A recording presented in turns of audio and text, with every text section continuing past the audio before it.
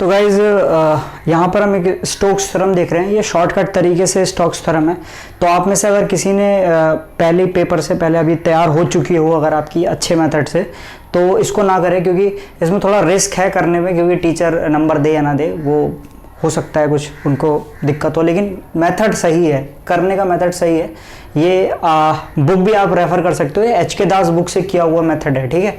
तो ठीक है, तो इसमें आपको अभी डेफिनेशन दिख रही होगी स्टोक्स थ्योरम की। तो वो क्या कह रहा है, the circulation of a vector F around a closed curve C is equal to the flux of the curve of the vector through the surface S bounded by the curve सी।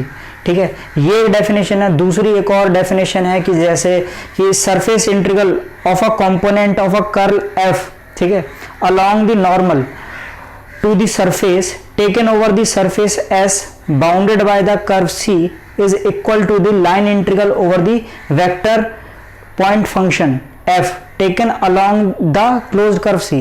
तो कुल मिलाकर मतलब ये है कि यहाँ पर भी हम 3D सरफेस की बात करते हैं। ग्रीन्स थ्योरम और स्टोक्स थ्योरम दोनों लाइन इंटीग्रल को सरफेस इंटीग्रेशन में बदलते हैं, लेकिन जो अपना ग्रीन्स थ्योरम होती है वो क्या करती है, 2D सरफेसेस को 2D सरफेस को लाइन इंटीग्रेशन में कन्वर्ट करती है, या फिर ठीक है हाँ 2D सरफेसेस को क्या करती है, लाइन इंटीग्रेशन में कन्वर्ट कर सकते हैं आप वहां से।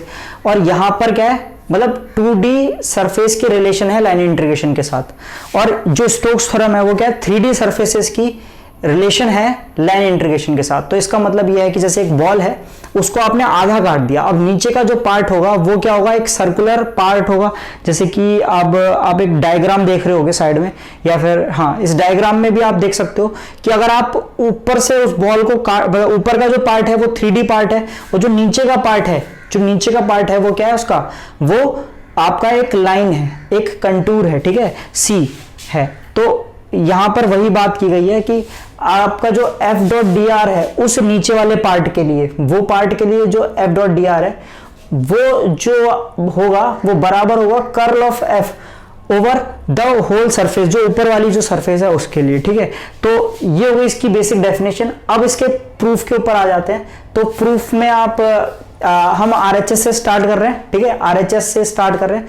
तो यहां पर curl of F dot N cap D S लिख सकते हो आप, ठीक, लिख सकते हो इसको। आप कह रहे हैं the projection of any curve space over the X Y plane can be treated as the kernel of the surface integral over the actual surface. तो कुल मिलाकर बात यह है कि कर्ल एफ जो है वहां पर एन कैप की जो वैल्यू आ जाएगी उस पर्टिकुलर, अगर मैं एक्स जो लाइन इंटीग्रल वाला पार्ट जो है वो अगर मैं मान लूं एक्स वाई प्लेन में है, ठीक है, तो जो मेरे एन कैप की वैल्यू आ जाएगी वो के कैप आ जाएगी। तो ठीक है, के कैप रख दी मैंने, डी एक्स डी वाई आ गया, ठीक है, यहां तक आ गया, बहुत इजी है, यहां से आप समझो इसे। इसको कर्ल एफ को मैं डेल क्रॉस एफ लिख सकता हूं, के कैप को आई क्रॉस जे लिख सकता हूं। क्लियर होगा ये बात तो आपको, ठीक है। क्या होता है, इस तरीके से लिखते ना, अगर मैं आई क्रॉस जे कर रहा हूं, आई कैप क्रॉस जे कैप कर रहा हूं तो के कैप आता है, ये आपको पता होगा, ठीक है ना, ठीक, ये आपको पता होना चाहिए।